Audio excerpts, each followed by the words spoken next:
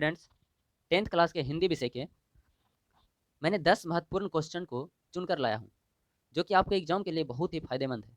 तो आप इन सारे क्वेश्चन को एक बगल से याद कर लीजिए, ताकि आपको एग्जाम में जो है ना कोई भी दिक्कत नहीं हो। तो चलिए हम अपने क्वेश्चन को शुरू करते हैं। पहला क्वेश्चन क्या है? पहला क्वेश्चन, लेखक किस विडंबना की बात करता है? अब विडंबना का स्वरूप क्या है?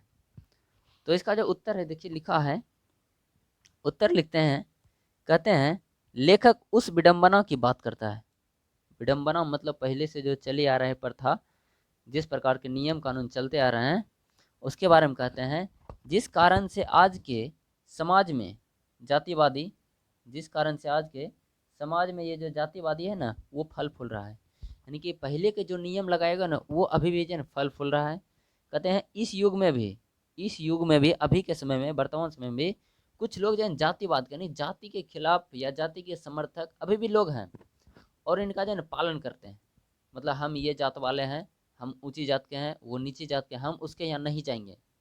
वो छोटका जात वाला है, हम कैसे ओकरा यहाँ चल जाएं? हम ओकरा यहाँ खाना नहीं खाएंगे, तो छोटी जात का है। अभी भी लोगों के दिमाग में ये चीज़ चलती है। जबकि आगे देखिए लिखा हुआ है, जबकि किसी समाज में जातिवाद आधारित श्रम विभाजन नहीं है। आगे कहते हैं, जबकि ये विश्व के कोई भी समाज में, अपना भारत छोड़ के विश्व के किसी भी समाज में जो ऐसी बात नहीं हो रही है। और विडंबना का मुख्य कारण, इसका जो मुख्य कारण है, ये जो हमारे यहाँ चल रहा है ये प्रथा, इसका मुख्य कारण क्या है? ऊंच नीच की भावना बलवान होती है। इससे जो है ना हमारे यहाँ क्या होती है, ऊंच नीच की जो भावना होती है वो बलवान होती है, मजबूत रहती है। कहने छोटका जाति के पास नहीं देते, छोटका जाति अगर बगल में आ गया तो उसका कोई वैल्यू नहीं दिया जाता है, बड़े जाति के लोग। इसीलिए कहते हैं इसका मुख्य कारण ये है। और मनुष्य को, और कहते हैं मनुष्य को जन्म से, अगर जाति प्रथा पर अगर ये सारा जो चल रहा है हमारा, वही कहते हैं कि मनुष्य को जो है ना जन्म से किसी काम धंधे में, जन्म से ही किसी काम धंधे में बांध देती है। और उसकी रुचि एवं क्षमता, रुचि मतलब अब जैसे आप छोटे जाति के, आपको काम करने में कोई दूसरा काम, सपोज मान लीजिए आपके पिताजी या आपके घर वाले कोई लकड़ी का काम करते हैं, और आप जो है ना बहुत अच्छे दिमाग वाले हो गए, और आप जो है ना इंजीनियर बन गए, और इंजीनियर आपको बनने का मन है, तो आप जाति भले आप छोटी जाति के हैं, लेकिन आप इंजीनियर बन गए, तो अब यहाँ पर आपको जाति प्रथा के अनुसार आपको वो काम करने नहीं दिया जाएगा। तो इसीलिए कहा गया है, रुचि एवं क्षमता का हनन होता है। आपका जो मन है वो आपको काम ही नहीं करने दिया जा रहा है, और जब आपको काम करने नहीं दिया जाएगा तो आप किसी दूसरे काम में मन नहीं लगेगा। इसीलिए आपके क्षमता का क्या होता है, हनन, हनन मतलब कमी होता है। तो ये था आपके पहले प्रश्न का उत्तर। चलिए अब अगले प्रश्न की ओर। अगला प्रश्न अगला प्रश्न है दूसरा नंबर प्रश्न। दूसरा नंबर है, जातिवाद के पोषक उसके पक्ष में क्या बोलते हैं? यानी कहने करती है, जो लोग जो है ना जातिवाद के साथ है, उसको पालन करने वाले, कि हाँ ये हम जाति वाले हैं, वो जाति वाले हैं, इसका पालन होना चाहिए, ये क्या बोलते हैं इसके तर्क में, उसके साथ क्या बोलते हैं? कहते हैं, देखिए, जातिवाद के पोषकों यानी कि पालन करने वाला का कहना है कि काम के अनुसार जाति का विभाजन हुआ था। हाँ, ये बात सही है कि पहले के जमाने में काम के अनुसार ही जाति का विभाजन हुआ था, लेकिन सब दिन तो एक जैसा नहीं होता ना। इस विभाजन से लोगों में परंपरागत व्यवसाय में निपुणता आती है। ये बात सही है कि अगर लोगों में जातिवाद के अनुसार काम बांटा गया है, तो उसमें क्या होता है, परंपरागत यानी कि वंश, हमारा परदादा दादा एक ही काम करते आ रहे हैं। जैसे लोहा से जो किसी चीज कुल्हाड़ी बनाने का काम मेरे दादा परदादा करते रहे हैं, तो हम भी उसी जाति के हैं। तो इससे क्या होगा कि दादा परदादा सीखा था, उससे हम सीखे, हमरे से ये सीखा वो सीखा, धीरे धीरे क्या होगा, तो हमारा उसी काम में ज़्यादा मन लगा था, हम उसको बेहतर कर सकते हैं। इसीलिए कहते हैं कि अगर विभाजन जो जाति के अनुसार हुआ है ना, उसमें परंपरागत व्यवसाय में निपुणता आती है। और आगे कार्य कुशलता में वृद्धि होती है। हाँ, ये बात भी सही है कि कार्य कुशलता में वृद्धि, कार्य अच्छे से करते हैं, कार्य बहुत अच्छी होती है। लेकिन आधुनिक, कहते हैं आधुनिक सभ्य समाज कार्य कुशलता के लिए श्रम विभाजन को आवश्यक मानते हैं, जबकि जाति प्रथा भी श्रम विभाजन का ही एक रूप है। हाँ, ये बात सही है कि आधुनिक सभ्य समाज कार्य कुशलता के लिए श्रम विभाजन को आवश्यक मानते हैं। ठीक बात है। आधुनिक हमारा जो सभ्य समाज है, हमारा जो अच्छा समाज चल रहा है, ये भी मानता है कि सही बात है, कार्य कुशलता के लिए जो ना श्रम विभाजन होना जरूरी है। अरे श्रम विभाजन होना जरूरी है, ये जाति के अनुसार जो है ना श्रम विभाजन होना गलत है। वही कहते हैं आगे, जबकि जाति प्रथा भी श्रम विभाजन, हाँ जाति प्रथा भी एक श्रम विभाजन का ही रूप है, लेकिन जाति के अनुसार श्रम को बांटना जो है ये कुछ हद तक जो है ना सही नहीं होती है। क्योंकि मान लीजिए, अगर मान लीजिए अभी हम कुछ और काम कर रहे हैं और हमारा काम किसी दूसरे में मन लग गया, तो हमको दूसरा काम करने भी नहीं दिया जाएगा, चाहे उसके लिए हमको कुछ भी हो जाए या भुखमरी हो जाए, कुछ भी हो जाए। इसीलिए यहाँ पर ऐसा लोग बोलते हैं। उसके बाद अगला प्रश्न, अगला प्रश्न है तीसरा नंबर प्रश्न।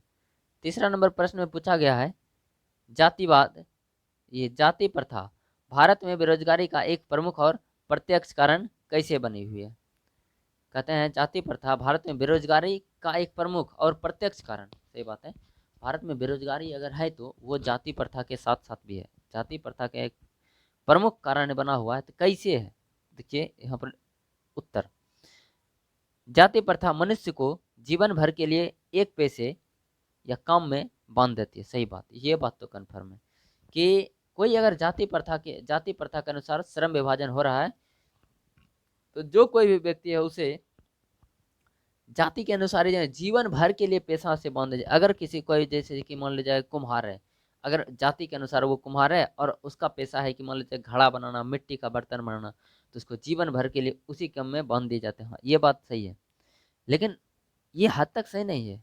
देखिए, उसे कोई दूसरा काम चुनने की अनुमति नहीं देती, ये बात भी सही है। जाति के अनुसार अगर आपको काम मिल गया है तो फिर बाद में आप कोई काम भी नहीं चुन सकते, वह उस काम को पारंगत क्यों ना हो, चाहे वह दूसरा, अगर उसको काम चुनना है, अगर मान ले दूसरा काम हम जानते हैं, हम किसी छोटे जाति के हैं और हम दूसरा काम बहुत अच्छी तरीके से जानते हैं, फिर भी हमको दूसरा काम चुनने की अनुमति नहीं देगी।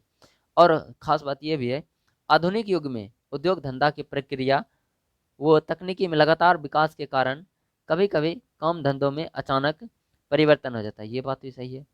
आधुनिक युग में, अभी वर्तमान समय में बोला जा रहा है, कभी की होता है कि उद्योग धंधा की प्रक्रिया हो रहा है, फैक्ट्री नया नया आ गया। अब सिंपल से समझिए ना, अगर मान लिया जाए आपको एक गड्ढा खोदवाना है और जिसके लिए आपको जो है ना 10 लोगों की ज़रूरत है, तो आजकल के आधुनिक युग के अनुसार उसके लिए बड़े बड़े मशीन जैसे जेसीबी आ गया, जहाँ 10 लोग उसको जो है ना 5 दिन में गड्ढा खान सकते थे, जेसीबी एक दिन में 2 घंटा में काम कर देते हैं। सोचिए, तो उस 10 लोगों का क्या हुआ, रोजगार मर गया। इसीलिए अब उस 10 लोगों का रोजगार वो जानता था केवल खड्डा खोदने के लिए, अब उसको अगर रोजगार नहीं बदलना पड़े, अगर वो उसने अपना रोजगार नहीं बदला, तो सोचिए उसका क्या हाल होगा, भूखे मरेगा। इसीलिए जाति के अनुसार आपको जो श्रम विभाजन है वो बिल्कुल भी सही नहीं होती है, कभी कभी और हद तक सही नहीं होती। उसके बाद देखिए, इस स्थिति में व्यक्ति को काम बदलना जरूरी हो जाता है, लेकिन जाति प्रथा के कारण पेशा बदलने की अनुमति नहीं मिलती है। हाँ, इस स्थिति अभी तुरंत उदाहरण दिए, और उस स्थिति में व्यक्ति को काम बदलना जरूरी है, लेकिन आप जाति प्रथा के अनुसार अपना काम नहीं बदल सकते, जिससे भुखमरी तथा बेरोजगारी की समस्या खड़ी हो जाती है। वही कहते हैं, जिससे भुखमरी तथा बेरोजगारी की समस्या खड़ी हो जाती है। तो आपको समय समय पर अपना काम क्या होगा, बदलना पड़ेगा, क्योंकि ये दुनिया बदल रही है। इसीलिए जाति प्रथा के कारण जो है ना हमारे भारत में एक प्रमुख बेरोजगारी और प्रत्यक्ष कारण बनी हुई है। तो चलिए अगले प्रश्न की ओर बढ़ते हैं। अगला प्रश्न है 4 नंबर प्रश्न। 4 नंबर प्रश्न में पूछा गया है, लेखक ने पाठ में किन प्रमुख पहलुओं से जाति प्रथा का की एक हानिकारक प्रथा के रूप में दिखाया है। हमारे जो लेखक भीमराव अम्बेडकर है, इन्होंने जाति प्रथा के बारे में कुछ बतलाया, बोला जाति प्रथा की एक हानिकारक प्रथा के रूप में दिखाया है। तो देखिए, तो इसका जो उत्तर है, इसके निम्नलिखित पहलू हैं। क्या क्या है, तो देखिए, जैसे जाति प्रथा पर आधारित श्रम विभाजन स्वाभाविक नहीं है, ये बात सही है। इससे मजदूरों में भेदभाव तथा उच्च नीच का भाव उत्पन्न होता है, ये बात भी सही है कि अगर जाति आधारित पर, अब मान लीजिए कोई छोटा जाति हो बड़े जाति का, और मजदूर दोनों एक ही काम कर रहा है, तो उसमें भेदभाव होगा। अरे तो हमारा बगल में काम नहीं करनी, तुम मेरे बगल में बैठ के खाना नहीं खा सकता, तुम छोटी जाति के हो। इस तरह से उसके अंदर जो भेदभाव और उच्च नीच का भावना उत्पन्न होगा, जिससे आगे कहते हैं, जिससे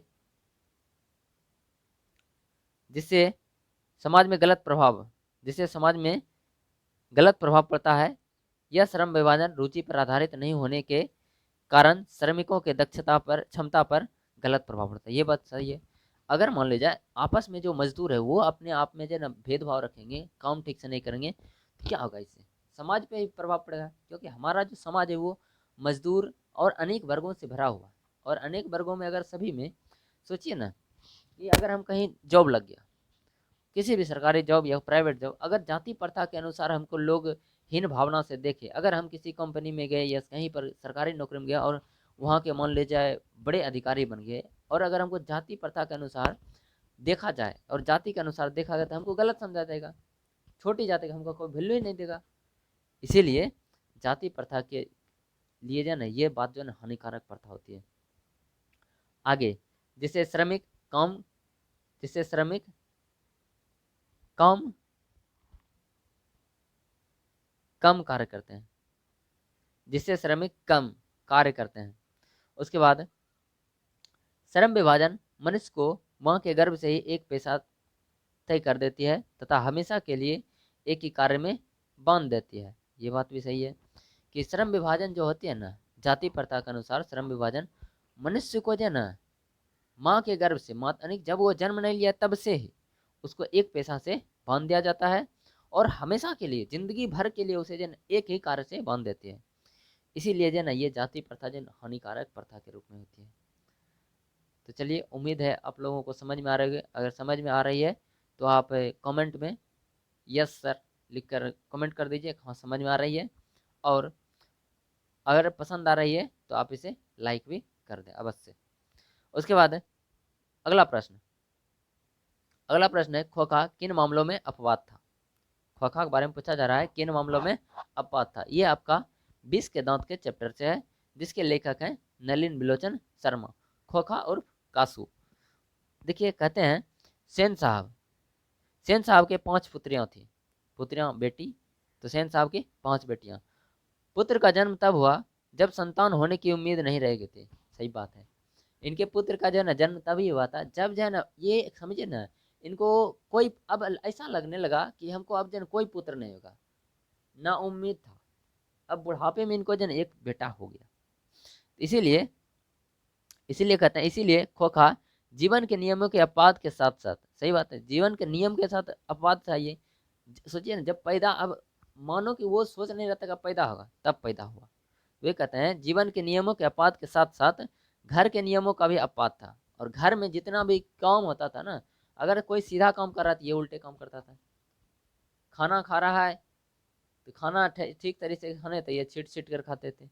गाड़ी को मान लीजिए बैठने और देखने लायक है तो उसको तोड़ तोड़ कर देखा करते थे। और दुलरवा जो बेटा था, होगा भी कहने एकलौता, और वो भी छठा बेटा, सोचिए ना, ना उम्मीद बुढ़ापे का किरण था। इसीलिए खोखा घर में सारे काम उल्टे तरीके से क्या करते थे। इन सारे नियमों में जो ना वो घर के मामलों में क्या था, अपवाद था।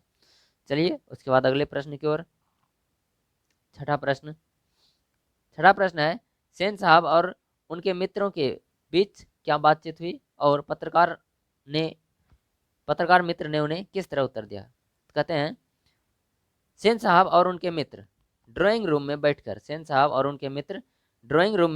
बैठ कर बातचीत कर रहे थे।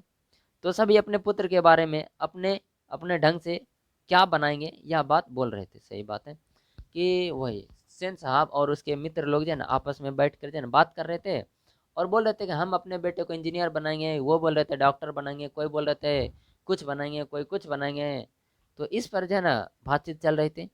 तो सेन साहब खोखा के बारे में, वो अपने पुत्र के बारे में ज़्यादा बड़ाई लुटा करते थे। वो उसका बेटा कुछ भी गलती करे, वो हमेशा बड़ाई, बेटा को कभी डांटा नहीं करते थे, हमेशा बड़ाई लेते थे।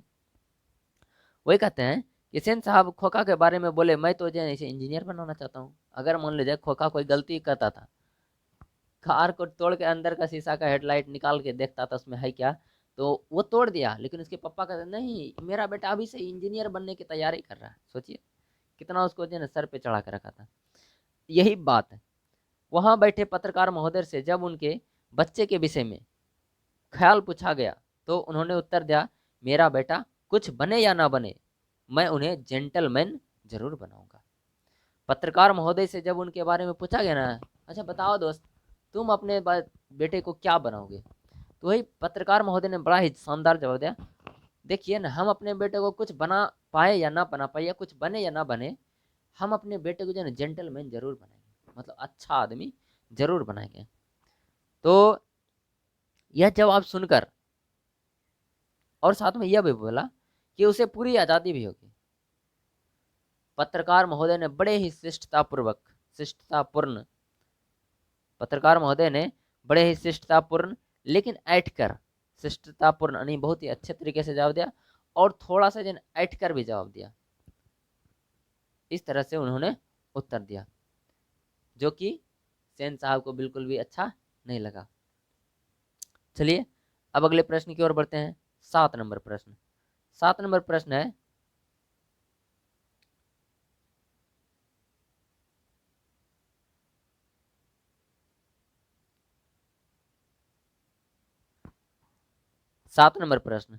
कासू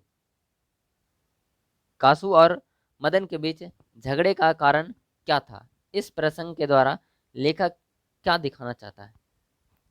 आपको कहानी अगर पढ़ेंगे तो याद होगी। पूछा गया कासू और मदन के बीच झगड़ा कारण क्या था, काहे लड़ाई किया था दोनों ने, और इस प्रसंग से लेखक क्या बतलाना चाहते हैं, यानी इस बात से लेखक क्या बतलाना चाहते हैं। तो देखिए उत्तर लिखा हुआ है, कासू उर्फ खोखा मदन के बीच झगड़े का कारण गरीबी और अमीरी का भेदभाव था। ये बात बिल्कुल सही है। कासू अमीर बाप का बेटा था और मदन एक मध्यम वर्ग गरीब वर्ग का बेटा था, गरीब के बेटा था। कहते हैं गली में मदन जब लट्टू खेल रहा था तो कासू उसमें शामिल होना चाह रहा था। कासू जब मदन लट्टू खेल रहा था ना, तो उसमें गया, बोला रे लट्टू हम भी खेलेगा। तो मदन को तो पहले से गुस्सा था, क्योंकि उन्होंने जो है ना कासू के जो पप्पा के कार थे उसको छुआ था, तो उसको जो है ना पिटाई लग गया था। इस बात को ले भी जो है ना वो गुस्सा था, जिस वजह से मदन ने जो है ना, जब कासू ने बोला अरे हम भी लट्टू खेलेगा, तो मदन ने बोला जा जा अपने घर में जाके खेल, कार के साथ खेल, यहाँ तेरे लट्टू मुझे मैं नहीं खेलने दूंगा। तो जिसके कारण कासू अपनी अमीरी का रौब दिखाते हुए मदन को एक घुसा मार देता है। मदन भी कासू को पीट देता है। अब मान लिया जाए एक बच्चा बच्चा में अगर लड़ाई होता है, तो स्वाभाविक बात है, एक बच्चा अगर पीटता है दूसरा तो छोड़ेगा नहीं, उसको बाद में क्यों देखा जाएगा, पहले धो, पहले दही तो मारी लेमरा। जैसे एक घुसा कासू ने मदन को मारा, मदन ने पकड़ा और उठा के एकदम जना चढ़ गया, बजाड़ के जना गर्दन पे चढ़ गया, दिया 2-3 फैट हुमच के, और जानते क्या किया, उसने उसका दांत भी तोड़ दिया। और इस वजह से लेखक जो है ना इससे ये संदेश देना चाहते हैं कि देखो, ये जो कासू था ये रौब चढ़ा के काहे बोला, काहे कि इसको पता है अमीर लोग हैं, और अमीर लोग जो होते हैं ना, जो अमीर लोग होते हैं, कहते हैं लेखक यह संदेश देना चाहते हैं कि सामाजिक फूट के कारण गरीबों पर अमीरों का राज कायम है। सही बात है, जो अमीर लोग होते हैं ना वो गरीबों पर राज करते हैं। क्यों जानते हैं? क्योंकि गरीब गरीब में जो है ना भेदभाव होती है, फूट होती है। अमीर लोग अगर कोई है ना, तो वो अगर मान लीजिए एक गरीब को बोला रे के मारा रे, तो फटाक से गलती चाहे किसी का रहे तुरंत बता देगा वो गरीब आदमी का गलती है। क्यों? उस गरीब को उस दोनों में पटरी नहीं है, मतलब मेल नहीं है। अगर मेल रहता तो वो अमीर व्यक्ति को जवाब देता नहीं आपके बेटे ने गलती किया। वही आगे कहते हैं यदि गरीब संगठित हो जाए तो अमीरों द्वारा किया जाने वाला शोषण अपने आप बंद हो जाएगा। ये बात बिल्कुल सही है। अगर गरीब लोग जो है ना एक साथ हो जाए तो अमीर के द्वारा जो शोषण किया जाता है तो वो ऑटोमेटिक रूप से जो है ना पूरा का पूरा ठीक हो जाएगा, और गरीब लोग बहुत अच्छी तरीके से अपना जीवन जिएंगे। तो यही उद्देश्य बताना चाहते थे लेखक। चलिए तो अगले प्रश्न की ओर। अगला प्रश्न 8 नंबर प्रश्न है। 8 नंबर प्रश्न है, लेखक की दृष्टि में सच्चे भारत के दर्शन कहाँ हो सकते हैं और क्यों? ये आपका भारत से हम क्या सीखे चैप्टर है, जिसके लेखक मैक्स मुलर। उसके बाद इसका जो प्रश्न है, लेखक की दृष्टि में सच्चे भारत के दर्शन कहाँ हो सकते हैं और क्यों, तो इसका उत्तर देख लीजिए। लेखक की दृष्टि में सच्चे भारत का दर्शन गांव में हो सकते हैं। ये बात बिल्कुल परफेक्ट है। अगर आपको सच्चा भारत देखना है ना, तो गांव आइए घूमने के लिए, शहरों में नहीं घूमिए। शहर में तो बनावटी चकाचौंध आपको देखने के लिए मिले। शहर में अब धीरे धीरे क्या है, यूरोपियन कल्चर को अपना लिया है। भारत के गांव में आइए घूमने के लिए। भारत के गांव में अभी भी आपको जो है ना भारतीय संस्कृति, सभ्यता, रहन सहन, बहुत अच्छी सभ्यता देखने के लिए मिलेगी। और साथ में कहती है क्योंकि गांव में ही भारत की आत्मा निवास करती है, जो भारत है उसकी आत्मा निवास गांव में करती है, तथा भारत की संस्कृति और सभ्यता गांव में ही देखने के लिए मिलती है। सही बात है। अगर आपको सच्चे भारत के दर्शन करना है तो गांव आइए देखने के लिए, गांव में आपको मिलेगा यहाँ की प्राकृतिक बनावट, प्राकृतिक बनावट, नेचुरल, गॉड मेड, कहते हैं ना गॉड मेड द कंट्री और मैन मेड द टाउन, यानी भगवान ने गांव बनाया और आदमियों ने, मनुष्यों ने शहर बनाया। तो अगर आपको सच्चे भारत के दर्शन करना है तो आप जो है कहाँ आइए, भारत। आगे लिखा हुआ है शहरों में केवल बनावटी चमक दमक देखने को मिलती है, लेकिन हमारे गांव में प्राकृतिक बनावट देखने को मिलती है। सही बात है। शहर में क्या है, चमक दमक मिलेगी, लाइट, बिल्डिंग, बड़े बड़े वृक्ष आपको देखने के लिए शहर में जल्दी नहीं मिलेंगे। इसीलिए कहते हैं आइए गांव में, सच्चे भारत का दर्शन होगा। अगले प्रश्न की ओर। अगला प्रश्न है, धर्मों की दृष्टि से भारत का महत्व क्या है? कहते हैं धर्म की दृष्टि से भारत का विशेष महत्व है। सही बात है। धर्मों की दृष्टि से भारत का क्या है, विशेष महत्व है, क्योंकि यह वैदिक धर्म की भूमि है। सही बात है। ये वैदिक धर्म, सोचिए पुराने हमारे भारत में कितना हजारों वर्षों से हमारे यहाँ धर्म चलते आ रहे हैं। यहाँ अनेक धर्म जैसे बौद्ध धर्म, जैन धर्म, मुस्लिम धर्म, हिंदू, यहूदी इत्यादि अनेकों धर्म के शरण स्थल, यहाँ रहने वाले बहुत सारे अलग अलग धर्म के लोग हैं। कोई भी यहाँ किसी धर्म को जो है ना उतना भेदभाव से नहीं देखते, सब लोग मिलजुल कर रहते हैं। इसीलिए भारत में जो धर्मों की दृष्टि, चाहे किसी भी धर्म का पर्व त्यौहार हो, लोग उसे बहुत ही अच्छी तरीके से प्रेम पूर्वक मनाते हैं।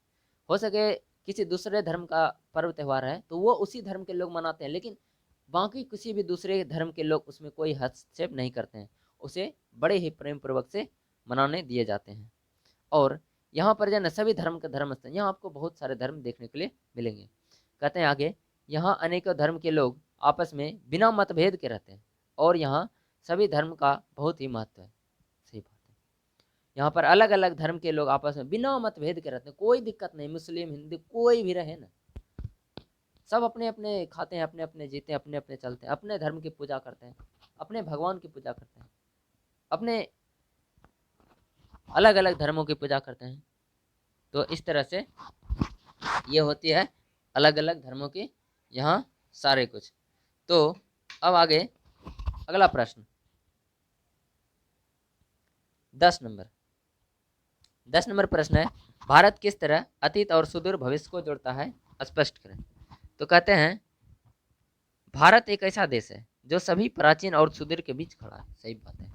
भारत, सोचिए ना, ऐसा माना जाता है कि सबसे पहले जो ना पृथ्वी पर जो ना अगर मनुष्य का उद्भव हुआ, उत्पन्न हुआ तो वो अफ्रीका महादेश में, और वहाँ पर जो ना मनुष्यों का उद्भव हुआ था। लेकिन अगर सभ्य मानव, यानी अच्छे मानव, पढ़े लिखे लोग, और पढ़े लिखे बोल सकते हैं या तो अच्छे से रहने वाले, खान पान करने वाले लोग जो है ना, वो आपको जो है ना सबसे पहले यहीं पर एशिया महादेश में जो है ना विकसित हुआ था। इसीलिए हमारा भारत का जो संस्कृति और सभ्यता है ना वो बहुत ही अच्छी है।